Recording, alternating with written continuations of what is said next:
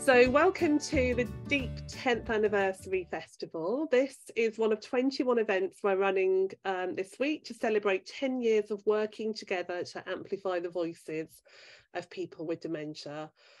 And when we were thinking about how best to mark this year, we were mindful we couldn't just run one big event. So what we've done is we've celebrated in person across the UK for the whole year at 17 events where lots and lots of people with dementia have got together. And you'll get a taste of that, we hope, as the week goes by. There's lots of lovely films and other resources that have emerged. So we really hope that you can share some of this, some of the resources and the experiences that you have this week. We'd love you to share those as widely as you can and with other people with dementia. We're recording all the events this week, and after a little while we'll tidy them up and they'll go onto the Deep Anniversary website, so we can see everything as a kind of wonderful tapestry that we've had of the year. So as I said, this is our 10-year anniversary event. We're going to do a little bit of looking backwards and a little bit of thinking forward, reflecting together. Anybody who's around now may not know that DEEP actually stands for something. You may hear the origins of the story as we talk about it, but it stands for the Dementia Engagement and Empowerment Project, and it represents a UK-wide network of people with dementia. There's a sense that actually working together, people with dementia feel more trust in a safe space, their voices can be amplified, they grow in confidence, and together they have the power to influence and change what happens in their world, and whether that be their own home or street or town or country. People with dementia in the DEEP network have been operating at all kinds of different levels.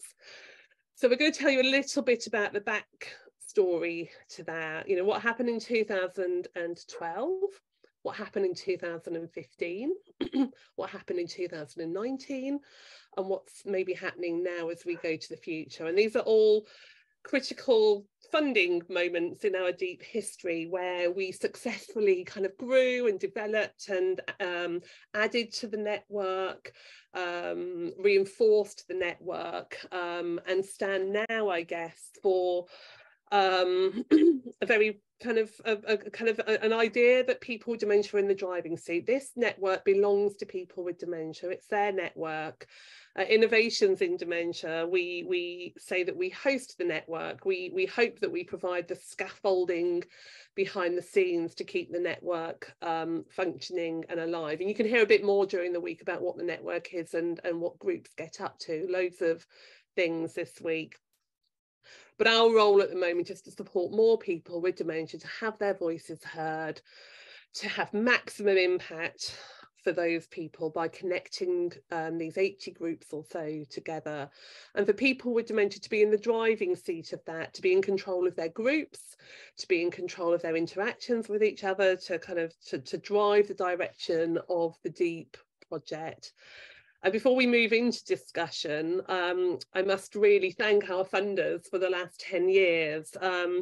They've been tremendous. And at the moment, we're supported by the National Lottery Community Fund until the end of 2023. But we must thank Joseph Rowntree Foundation, and Emma's here today to talk about the start story. We're joined very quickly by Comic Relief in those early days, and then about 2015 we were beneficiaries of funding from Life Changes Trust in Scotland, who helped us to develop the DEEP network in Scotland. Innovations in Dementia has hosted the network, building on the shoulders of a piece of work by the Mental Health Foundation, and you'll hear from Toby and David a little bit about some of those stories. So much as the network is this tapestry of voices and people and experiences and groups and differences, I hope that actually the behind the scenes work of the DEEP network represents that as well.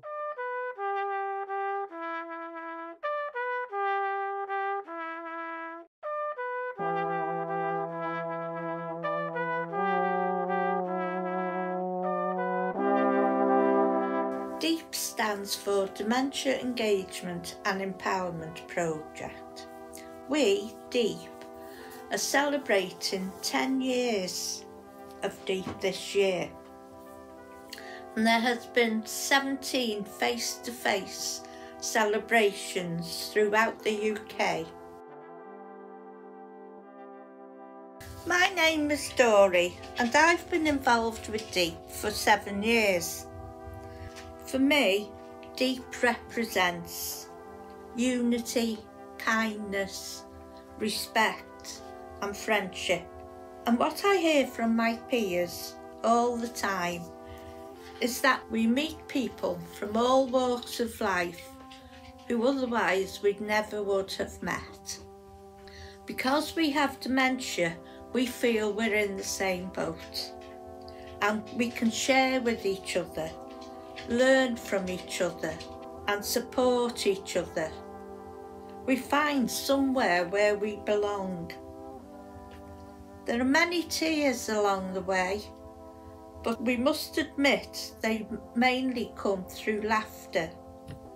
It's extraordinary that people you've never met are like family after a very short time of being together. We breed confidence in each other. We become more confident to talk about things that matter to us. We know we have a right to have our say. Together we can challenge things that are not right. We value each other and we look after each other, and we've got each other. I am Deep and we are Deep. We have achieved something extraordinary. We went into lockdown in March 2020 and we connected even more widely through different corners of the country and the world of Zoom. People even learned from using the Zoomettes guide we had created the year before. Deepers were creative, kind and shared so much support through a very dark time. We also lost many friends along the way and groups, and recovery continues to be a challenge, and there is no one single answer. COVID changed all of our lives, but together as a network there is passion. There will be a range of expertise, different ideas and support to help us all. The most unlikely friendships are formed in the most unlikely situations. We are stronger together. The Still Me group in South Wales celebrated 10 years of Deep. They used trees as a way to represent the Deep network, based on the saying, mighty oaks from small acorns grow. Tree roots reflect how much goes on beneath the surface and behind the scenes. Their roots knit and weave and reach further than we ever know or see. If there's a tree struggling, the other trees around send out their roots far and wide, healing and supporting that tree.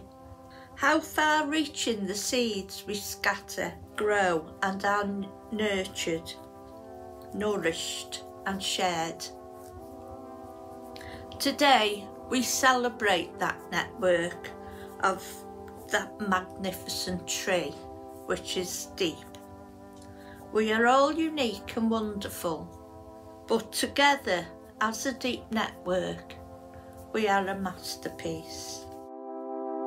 I'd like to come to the beginning of the story and ask Emma and Toby and David whether you might take your minds back 10, 11, 12 years as this was kind of in development,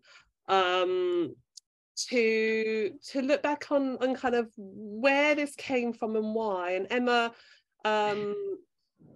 we haven't Actually, we haven't done introductions, have we? So let's ask Emma and Toby and David if they might introduce themselves. Okay, shall I kick off? Thanks, Emma. So, hi everybody. It's really, really brilliant to be here at this 10-year celebration. My name is Emma Stone. I work now for an organisation called Good Things Foundation. We support digital inclusion.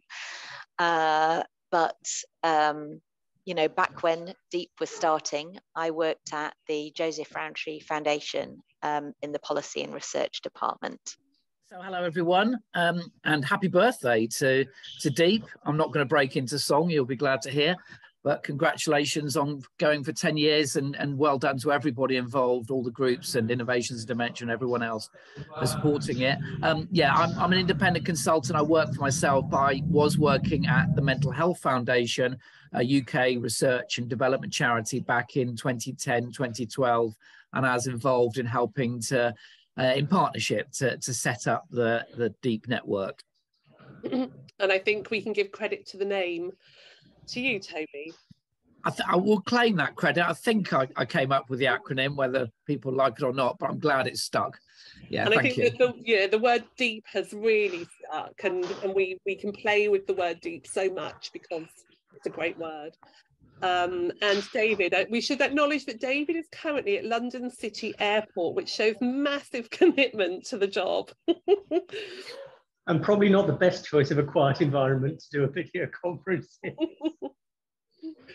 Would you like to introduce yourself, David? Yes, of course. It's lovely to be here, and thank you for inviting me. I'm currently head of applied learning at the Mental Health Foundation. I've been at the Mental Health Foundation for a fair old while, and certainly for the duration of the time that we've been involved with DEEP. And I guess why I was involved and my interest is that I have quite a long history of service user involvement from the mental health service user movement side. So I've been involved in a number of independent groups run, as we would describe it, for and by mad people.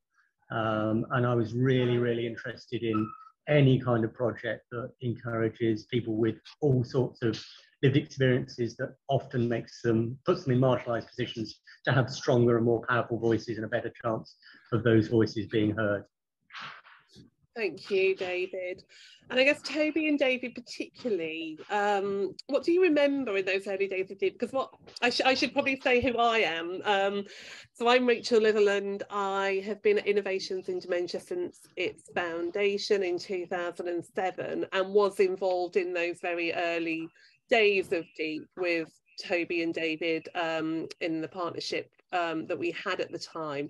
So kind of, have witnessed the growth of the DEEP movement, have witnessed its impact over the last 10 years. I'm really proud that we can still host this amazing kind of thing that has developed. But I just wondered, Toby and David, what you remember of those early years, and particularly that, well, not particularly, but as you've just acknowledged, David, that you were bringing your own experiences from the mental health world. Mental health service user movements had been in progression and development, so we had some opportunities to draw on work that you'd done previously. I just wondered if you could reflect a bit on your early memories. So prior to working at the Mental Health Foundation, I'd worked in mental health services, and although I hadn't been a mental health service user, I'd always been interested and really supportive of the kind of activism shown and demonstrated by people who had lived experience of mental health problems, typically a diagnosis of schizophrenia or bipolar disorder, in trying to influence collectively services or research through all manner of different ways. So stemming really from the 1960s of disability activism and other civil rights movements.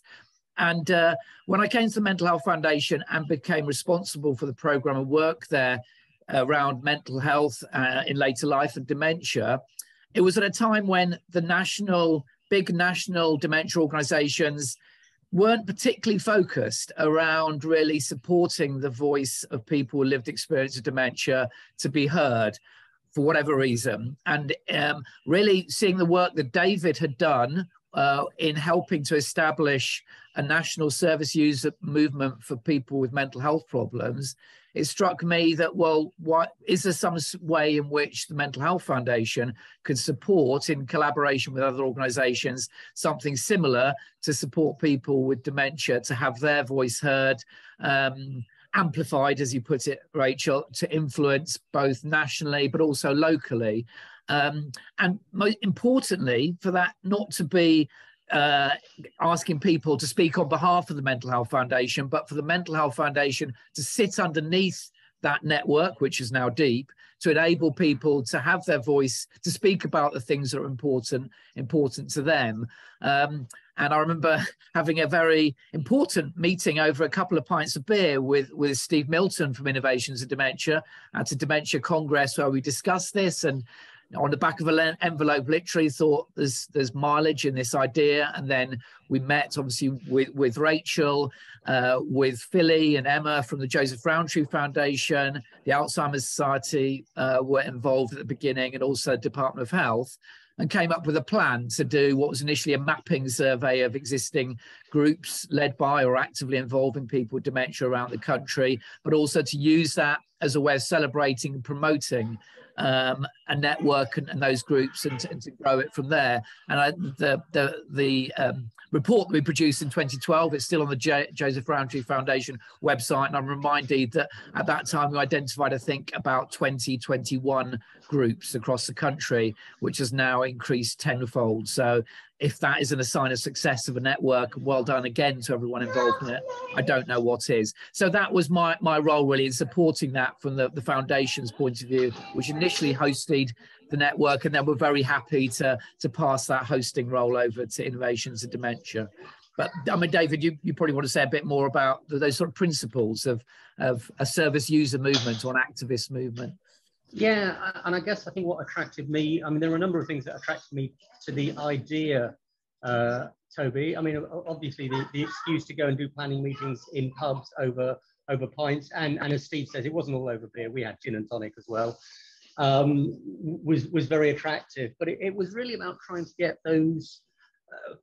We love a challenge, and we in the survivor movement, we've experienced a lot of excuses and reasons why things can't be done, and a lot of kind of divisive and avoidance tactics by people who have and hold power that don't want to pass it on to others. And I guess part of what I wanted to do was help this new and emerging network learn from our mistakes and really start to think about what it was that was really important to people living with dementia. And do it. And I think, yeah, I have lots of memories that involve rickety flip charts, brainstorms of strange ideas. I know Rachel and I, we still haven't actually worked out how to measure the locus of control, but we've graphed it several times. We just don't think there are enough dimensions in conventional maths to do it properly.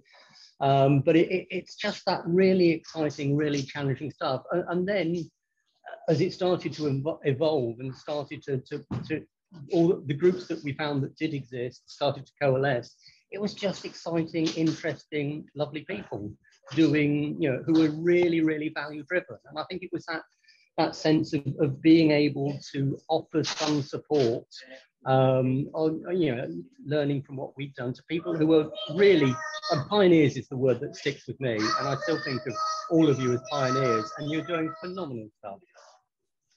Thank you, David. Emma, with all our funders over the years, they've really been phenomenal, actually, in terms of their positive kind of really open outlook. But I think JRF, you know, at the very beginning, they took a real interest and commitment to this idea of people with dementia having voices, having a network, having a space in which to influence the world around them. Could you just say a little bit about Joseph Rowntree Foundation's perspective at that time and how this fitted? Yeah, and I am really, really honoured and so delighted to be on this call, but I just do want to give a shout out because such a key person, Philly Hare, who I know is somewhere on this call, I actually was just really instrumental in terms of just all the work that Philly did in championing the issues, championing the evolution of DEEP, and just doing a lot of heavy lifting. So I just wanted to really pay a tribute to Philly. I think, so similarly to what Toby was saying, I think from Joseph Rowntree Foundation's perspective, what was new around this was it being in relation to the voices of people with dementia. Where it kind of built and fitted in was actually part of a context for at least 10, if not 15 years. There had been different programs around supporting, you know, whether it was service user involvement, where it was the combination of like activism and academia in terms of thinking about the social model of disability, thinking about choice and control in a number of different areas, thinking about an aging society from a perspective that is challenging concepts of aging and also concepts of social care and care.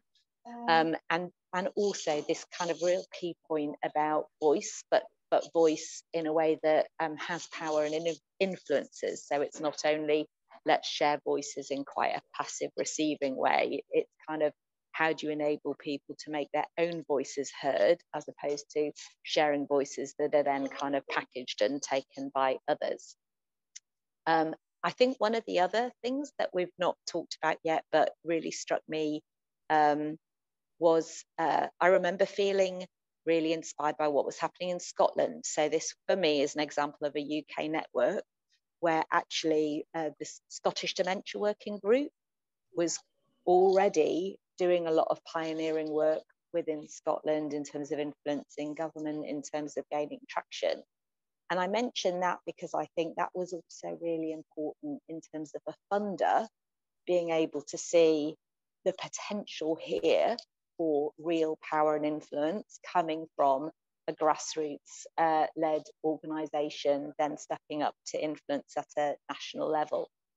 And that's always important in terms of paving the way with then getting, you know, getting the board on board with making a decision. And so that was the bit also that the kind of the mapping work really helped, I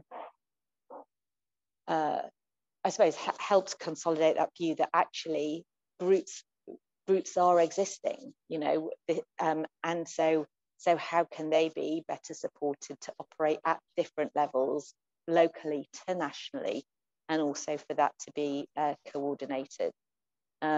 And I think just the last thing I'll say that also felt really positive was being able then to develop that partnership with Comic Relief. So I think when you can get funders working together and almost like, you know, it was just one of those coming together where actually Comic Relief, they were having conversations about this as well. Same with Life Changes Trust, you know, and it doesn't always happen that funders really play ball and work well together.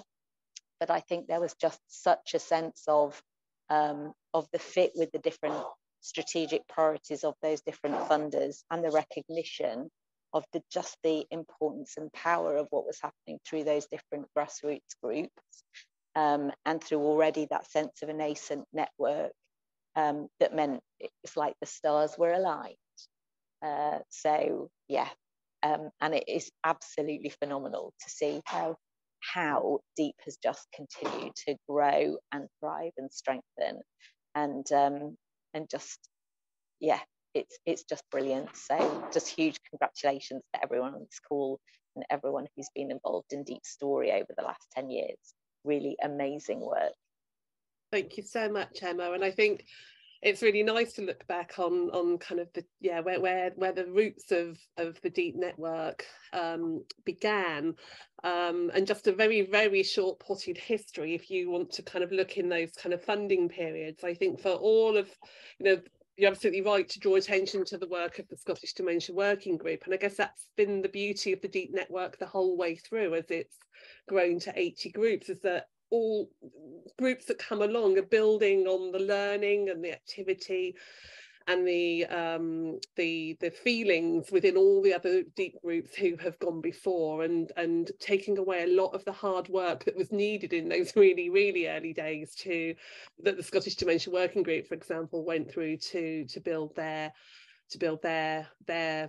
group. So as Toby pointed out, there were about 20 examples at the end of the Mental Health Foundation scoping project. With the first round of funding, it grew to 50 groups. By having that energy, by having that commitment to wanting to connect groups together to become more powerful. We've heard a lot of those words so far about power and control, and I think they're really striking in the Deep network. And then we employed Rachel Niblock and Paul Thomas for work up in Scotland and the north, and they grew it again. And we're now at the point where we're sustaining and kind of honing and making putting the values, making sure the values are really explicit. So we'll probably touch on some of that as we go through. But I'd really like now to bring in Irene and Keith and Paul and Tommy. Could I ask you each just to give a little introduction? Irene, just say who you are and where you are, maybe. Hiya, hello, yes, I'm Irene. I do apologise. I have to start with an apology for the state of my hair, but I literally had the dog out for a walk with a hat on, whipped the hat on, sat down at the table. So I do apologise. It's not the best look. Anyway, I'm Irene in a very cold but very beautiful Fife in Scotland today. Hi, Irene, thank you. Keith.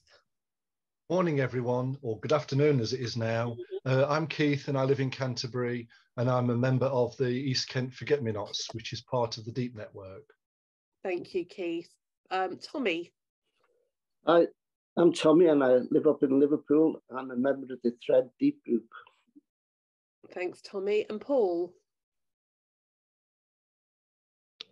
Ditto.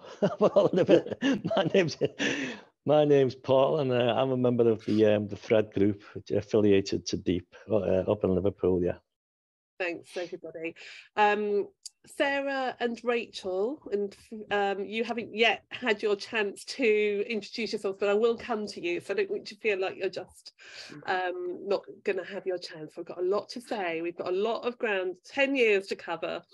So Keith, Tommy, Paul, Irene, you have been involved with Deep for different amounts of time. You're all involved in Deep groups, and some of you I have known for a long time, and some are my new friends. So I just wondered if you wanted to say any memories or any memories of Deep and what Deep gives to you, or what your group gives to you, especially.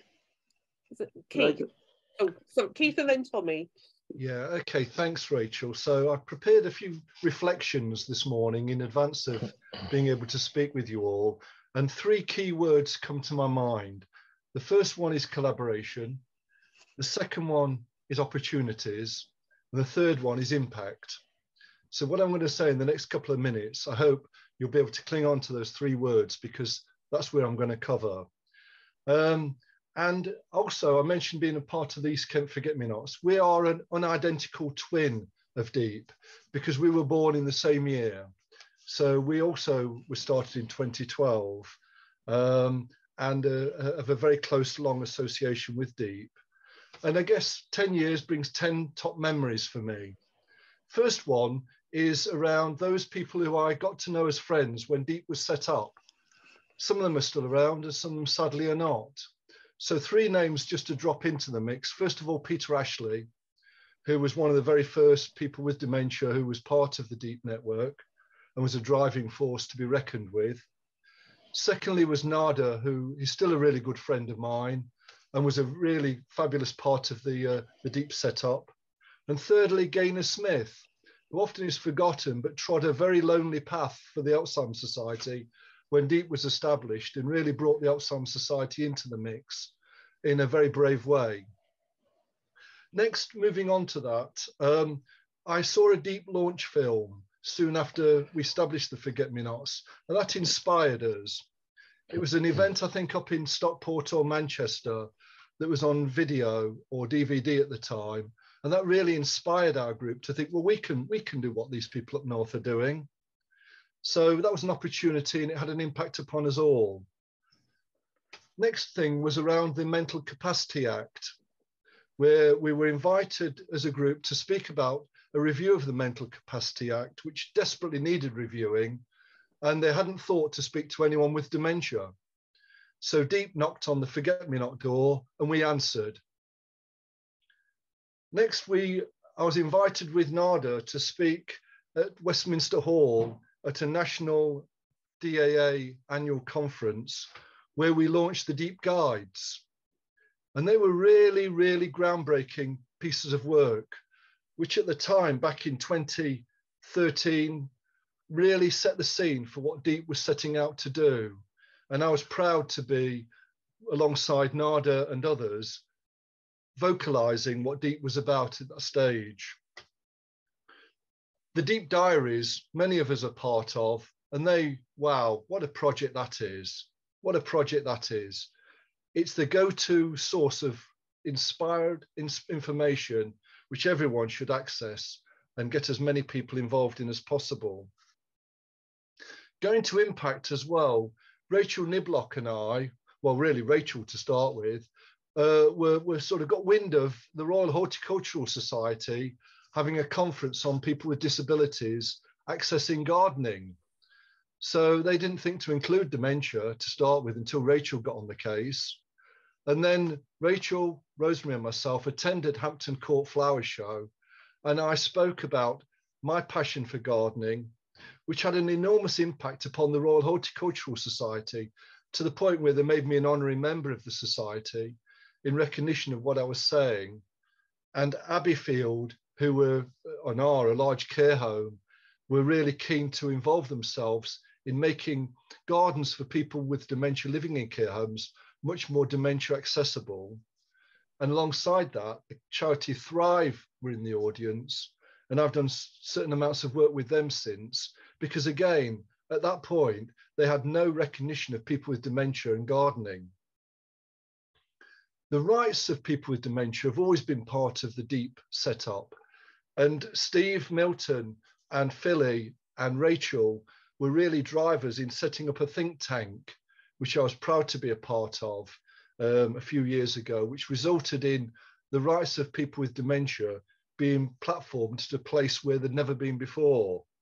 And that in turn led to Philly, Rosemary and I going to the United Nations in Geneva and addressing the UN about its provision for people with dementia. None of this would have happened without Deep, none of it. And the outcome was that the UK government was inspected by the UN, and certain changes were contributed to from our time with the UN, and a private meeting that Philly, Rosemary and myself had with a senior civil servant, which significantly improved the PIP arrangement for people with dementia, because that's what we spoke to the UN about, and the blue badge, which the government saw as an easy fix. Next, Deep have been important to our group in supporting us with projects such as photography, the Deep Inquirers, which again, many Deep members have been part of, a Canterbury conference, and books, including the publication of this book, The Forget-Me-Nots, the First 10 Years, which, as you see on the back, has the Deep logo proudly printed on the back of the book. So we as twins are proud to associate ourselves with Deep. And then we had COVID. And COVID caused lots of angst, lots of heartbreak, lots of problems, but also a few opportunities. Again, that was one of the words I began with. And one was a Deep art group. And the outcome of that is that I've learned to paint. Francis has taught me to paint. George Rook encourages me, and we each encourage each other. And the outcome of that is, the impact of that is, for the first time ever in the world, a book series is being published about dementia, and each of those books will have a front cover painted by someone with dementia. That would never happen without Deep. And lastly, Congress last week, what a fabulous opportunity to come together again as friends. Thank you so much, Keith. What a wonderful potted history. Thank you.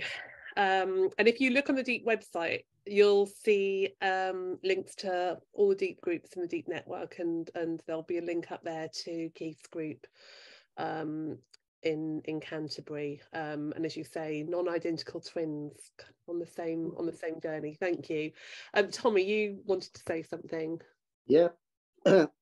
My memories of Deep are meeting people who have become friends, the fantastic times we've had away, but most of all, the laughter.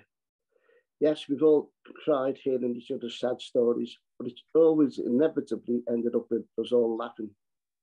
I love doing the Stockport Theatre with Rachel Niblock and singing along with Paul and Dory live there, interviewing Dory about her flying haggis, dressing up as ABBA, and years later, Dory telling Joyce how she had to rip my clothes off in the dressing room because I couldn't get me ABBA thing. I remember the divorce lawyer laughed about that story. The days we had in Birmingham at the Quaker retreats, being in the same room as Philly when she helped create the infamous Ladettes, meeting Amy, a woman that could play rugby better than me. Being in York and Rachel and Philly helped us create our Deep Thread group and later the projects we did. Being in Edinburgh and having to sing song and a glass of grog. Doing Zooms and learning how talented my peers are. Our dear group meetings in Manchester, hearing the stories and working together to develop research questions. Learning from a fantastic book that Keith just showed, that I was at the same Nottingham Forest versus Everton FA Cup game in April 1967 as Keith, when Ian Storymore scored 3 goals and Jimmy Husband scored 2. Having a Q&A session, giving a Q&A session to psychologists in Southport with Rachel and Paul. And recently, having a pint with Steve Milton and Paul the other week, and talking about real music, and talking about and Steve taking a real interest in our stories about when we were diagnosed, and having someone understand what it was like when I told them the story of how I had been misdiagnosed with bipolar and was put on lithium. What does Deep give to me? It gives me a safe haven where I don't have to be anyone or anything other than myself. The fact that we are celebrating 10 years from its start and we all still want to be here, it gives me self-belief and confidence. That's the biggest word I could spell there, Keith. It gives me love, empathy, and most of all, it gives me a family whom I would pick. I want to finish with, the Bee Gees wrote the right words for Deep. They had you at Deep and us in mind. These words are from the second verse and chorus of How Deep Is Your Love, and it goes, I believe in you. You know the door to my very soul. You're the light in my darkest, deepest, darkest hour. You're my saviour when I fall. And you may not think I care for you when you know deep down inside that I really do. And it's me you need to show how deep is your love. How deep is your love? How deep is your love? I really mean to learn, because we're living in a world of fools, breaking us down when they all should be letting us be. We belong to you and me. So there you are. What more could I want? Oh me, you've made Rachel cry. Thank you. I'm just laughing about kind of, you know, if we'd put this in the Joseph Rowntree objectives in the year 1 report, that we were going to do an ABBA tribute band and do all these lovely things, lots of beer. Thank you, Tommy. Irene or Paul, is there anything you'd like to say about your memories of Deep or what Deep means to you? Irene, and so do Irene and then Paul. Yep, so I'm a member of STAND, peer support group in Fife, affiliated to Deep, and we're newbies. We're kind of newbies to the Deep scene, but I think it would be fair to say that in a very short time we have completely maxed out. We've made the very most, and you know, I wrote screeds and screeds when I was trying to think what it meant to me, but I'm not bored of it, so here's a kind of summary. I love the engagement and empowerment part, because I feel that Deep, my engagement through DEEP has given me the empowerment that has enabled our group to grow. Individually, my empowerment, but DEEP has enabled Stand to survive. We were a very young group when COVID hit, and had it not been for DEEP and Rachel Niblock in particular, I don't think our group would have continued to grow, because COVID, like it did with everybody else, stuck everybody indoors with no way of meeting up. Through Rachel's help, DEEP support, we were able to do Zoom meetings. Rachel and DEEP helped us to get forget the word, anyway, a shelter that we could go to, and even in all sorts of weather we could be outdoors and be together. And without that support, advice, love, encouragement, I very much doubt that we would have continued, certainly not to be as strong a group of individuals as we now are. So I really believe we owe a lot of our survival to that. And the group is just such a significant impact on our council, where we live, the community we live in, because we feel much more confident, we're much more empowered, much more able to have our voices heard. We're setting up meeting centres across the council and things. And, you know, while we take credit for it, the support and love of DEEP has most definitely contributed hugely to all of that. So for me, DEEP gave me back some control. When I got a dementia diagnosis, I lost all control. I seemed to lose all control of everything and everybody in my world. And through the involvement of DEEP and the opportunities that I got a lot of that back. And I feel like I'm in control again of my life and helping others to regain the control that they too feel they've lost. So it has given me opportunities, too many to mention, but include poetry writing, just too many to mention, and skills, the most wonderful skills, some of new that I never even knew I had before, but some that I had completely lost, some that had been taken from me. And through the Pioneers Project in particular, those skills all were given back to me, and I was able to use them again and remember a little bit more about the person I used to be that I had forgotten about. It has offered opportunities for friendship.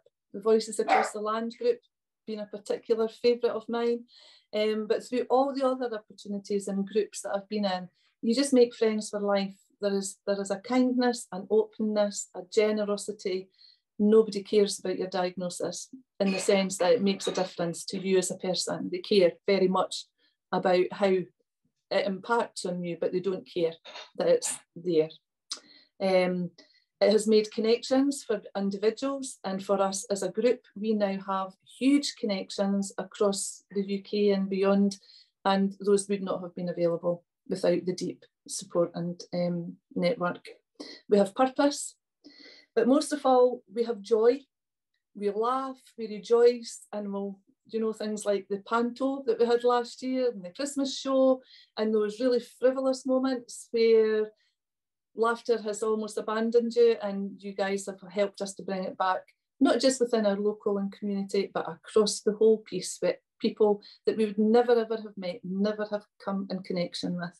And most important, it brings us hope, because we're involved in opportunities and we're involved with people who see our value, who help us to retain our sense of purpose and our individuality. And as an individual and as a member of the Stand group, we will always be thankful and in your debt. Thank you so much, Irene. So many important words that you've just brought out there for us. And people are picking up, I can see in the chat box, people are picking up on that word control again. So thank you so much. Good afternoon, everyone. I think I'd like to be known as the Alan Wicker of DEEP, you know, being all over the UK, sometimes with Tommy, Scotland, Wales, and you name it, we've been there doing stuff. And it's funny because, you know, getting back to diagnosis, all these things are washed away. They're not, you're not conscious of them anymore because you think you can't do them. And so, and we did a lot of work with Sarah Bouchard, which was very encouraging. when she was at Mossley Hill, and then I think which led us onto Deep. And since that moment, it's been life has become a bit more pleasurable, because how can I say it? We've been almost normal, if I can put it that way. And the fears and trepidations of life just seem to slip away when you're involved in projects. And we've been involved in tons of projects with Deep, and also been funded by them. And we've done things that we'd never ever think we would do. It's too many to go into right now, but hundreds of different things what we've done, and I must say it's been a pleasure, and the camaraderie and friendship of the people we've met, it's just been tremendous. So it's been everything we've done with Deep has been so enjoyable, and it really is a tonic to our lives, I think. Thank you so much, Paul. So you've beautifully brought in Sarah there. Sarah, you've been, as you say, involved with the Deep network since the beginning, but also you have been a fantastic link to some of that influencing work into the psychology field. So I just wondered if you could say a little bit about what you've been up to. Yeah, thanks, Rachel. So my name's Sarah Butchard. I'm a psychologist who works up in Liverpool.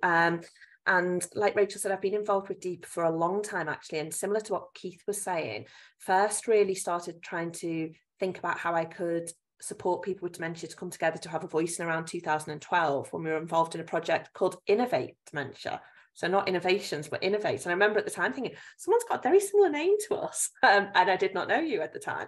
And within that, we were really thinking about how I, as a clinician and working with loads of people with dementia, such as Tommy and Paul, could bring people together. Because what we were seeing was that there'd be one person with dementia, so it might be Tommy, and everybody in Liverpool wanted to go to Tommy to kind of ask him questions. And we thought, this is great, and it's great, isn't it? And there was this kind of real enthusiasm there.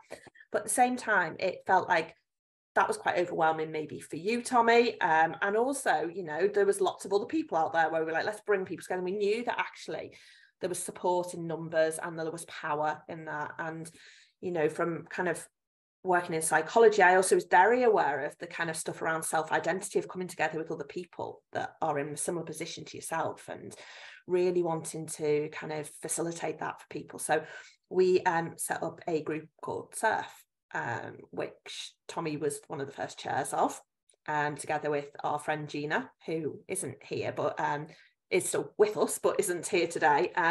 And really kind of, I was blown away by how successful that was. And I think myself, my colleague Jill, who was involved in this, we just loved it. It was our favourite part of the kind of the month that we'd go to. We really enjoyed this. And I think just that work. And I think one of the things I wanted to reflect on in relation to how that linked in with Deep was then I came across Deep through various networks. I think probably through Keith from the Forget Me Nots, and with Reinhard, who is a fellow psychologist who I work with, and the work I did for the British Psychological Society. I suddenly came across that we weren't the only people doing this. There's this wonderful network out there of people.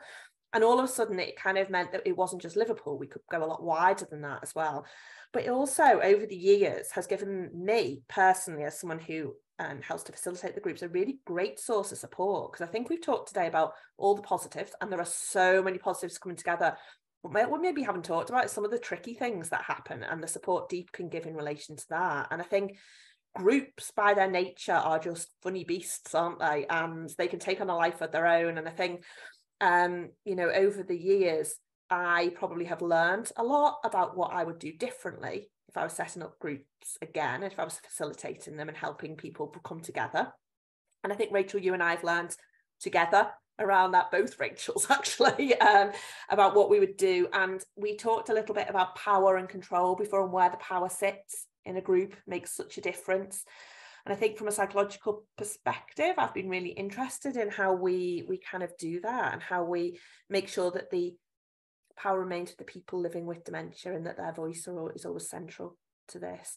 But I think for me, Deep has just been that massive source of support as well, in terms of a sounding board when things are going a little bit wrong as well, and how we do that. So, eternally grateful for that, actually.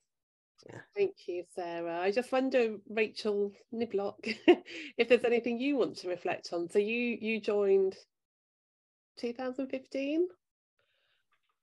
Yeah, 2015. Yeah, 7 years. And I just want to say that I'm, constantly, completely overwhelmed and humbled by, what people say. And I think that, I think us at Innovations, we feel like we're kind of stage managers and just, making these things happen. I think what Deep is about those relationships that form. And we've had 17 in-person events across the country this year. And it's been such a joy to see people coming together who maybe have never met before, or if they have met before, they haven't seen each other for ages. And that connection about being, finding your tribe, being in the same boat as somebody. And we've talked a lot over, the last few years about how it's all about sharing and learning from each other and supporting each other with all those different obstacles and joys that we face in life. But I think that a lot of people have spoken today about hope. And I think very early on, we adopted hope as our kind of one of our mantra words in our Facebook image. And I think it's that everyone has to hang on to hope. And again, going back to what Rachel was saying about the little changes, whether it be in your own home or whether it be on the platform at a national conference, I think what's really important is when groups come together, and I know that Happy Go Luckies, big shout out to them in Plymouth, they're there watching, is that you wrote a wonderful poem about how that joy of coming together and just sharing a cuppa and a piece of cake, how I think that social foundation of that peer support coming together, who knows what comes from that. And it might be one word you say in your own home, and it might be one word you say in your street or in your community that can make a real difference. And I think that's what drives us all, is to feel that we don't want anyone to be alone in that diagnosis process after that diagnosis, because no one needs to be alone, because there's such a wealth of friendship, support and knowledge, expertise out there for people to share. And I think that I remember a story from Dementia Diaries where there was a lady from the group in Stoke who said to somebody who had just been diagnosed, "I'm not going to say anything to you, but except go and listen to some Dementia Diaries and then come back." And they met up again several weeks later, and this woman went up to her and gave her a big hug and say, "That was the best piece of advice you could have given me, is just connecting with those other voices of people living with dementia." And some of those voices are able to be confident and be here today. But we also know there are so many people who are just gaining comfort in a very small way or in a massive way about what the whole of the Deep Network can give to each other living with dementia. So it's a constantly emotional roller coaster of experiences being in my privileged role, and it's all Tommy's fault. Thanks, Rachel. Tommy interviewed me and employed me. Thank you, Rachel. So we've just got a few minutes left. Any other comments from anybody about this last 10 years, about maybe a little nod to the future? Has anybody got anything they would like to add to what you've said already? I guess for me, Rachel, there's something about future, about legacy, isn't there? About really lovely to see, Irene and other people who are kind of joining the Deep Network, and it keeps growing and it keeps going, because it's great that we, Tommy, Paul, Keith, we're talking about having been around for 10 years with this, but actually kind of new people coming in, and that's what it's all about, isn't it? I know that whenever we kind of look at this, people talk about paying it forward. So you're doing kind of stuff now so that other people don't have the same experience maybe that you had that was negative, and the positivity of that. So that feels so important. Thanks, Sarah. David? Yeah, I just wanted to say really how welcoming and enjoyable I found my involvement with DEEP as an ally and as a supporter. And not every movement is as good at welcoming allies and being friendly and supportive, and very few groups have as much fun. So, you know, it's been a genuine joy, and I've learned every bit as much as everyone else involved. And I'm glad to have been part of it and able to offer a little bit of support along the way. Thank you, David. I haven't been keeping an eye on the chat box. Is there anything that you might want to bring from the chat box? Loads of wonderful comments. There's also just a quick question from Tristan. I'm not sure if we've got time to go into it in detail, but he's asking to learn about what things people have done to enable them to stay independent and living in their own homes. And I was just going to suggest maybe looking at people's blogs or reading Wendy Mitchell's books or listening to Dementia Diaries, actually, but I don't know if anyone else wants a quick answer to that. It's rather a long, it's a long discussion, that one, isn't it? Join a group, kind of get involved. Seems to do lots of people lots of good. Yeah, I think a lot of the solutions are there, aren't they, in the groups? And I guess, you know, if we're just coming to the end, I would reflect that in my involvement with this kind of work and with the DEEP network, then it is just, you know, that idea of what has changed. In the session earlier, some people were saying that actually sometimes things don't change. It feels like you're still nibbling away, trying to influence the world around you. And on the other hand, lots of things have changed. But I think the thing that has changed from what I've witnessed has been this, the peer support, the connections between people with dementia, and that what started out 10 years ago as disparate small groups of people who didn't know of each other, who were learning this each time, and it being hard work each time, that now that there is this strength in number, the strength in connection, that actually some of that giving of hope and power and control and possibilities perhaps becomes a little more accessible. Rachel, did you have your card? Yeah, just really quickly, you know, we always talk about you know, asking people with dementia in your communities what they want. But I would also say that I often hear from people saying, well, we've tried doing that. And I think you need to build confidence in your communities, people in the dementia, to trust that you're the right place to go to and you're the right person to for them to confide in, because it's too easy to forget that people have been through a very traumatic experience where their confidence has just been taken away, and any opinions that you've held for so many years might have suddenly been told, oh no, you've said that before, or that doesn't count anymore. Or so it's really important, if you're looking at setting something up, that you recognise that you need to really win that confidence of people, and it's not going to happen overnight. You need to take it slowly. Thank you, Rachel. I'm conscious we've reached the end of our session. You've heard a lot about the last 10 years. I feel like this is a moment in time. There'll be more years to come, more stories to share. We hope that you can join us for other sessions as the week progresses. There's lots of other bits of the jigsaw that pull this together, but it's been fantastic for me to look back on those 10 years with all of you here today. So thank you very much. And you know, what a pleasure it's been to have known you for so long and to be meeting you along this this progress of this movement. So thank you very much.